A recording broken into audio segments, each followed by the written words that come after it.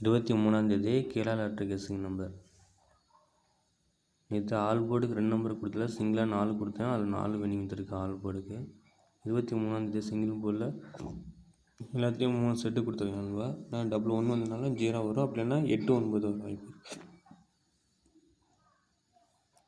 2 number கொடுத்துருக்கேன். ஏ போர்டுக்கு 0 3, B போர்டுக்கு 1 3, சி போர்டுக்கு 0 2 எடுத்துருக்கேன். ஏன்னா பி போர்டுக்கு 4 தூக்கி ஏ போர்டுக்கு 3 முதல்ல, இல்லைன்னா பி போர்டில் 3 வைக்கலாம்.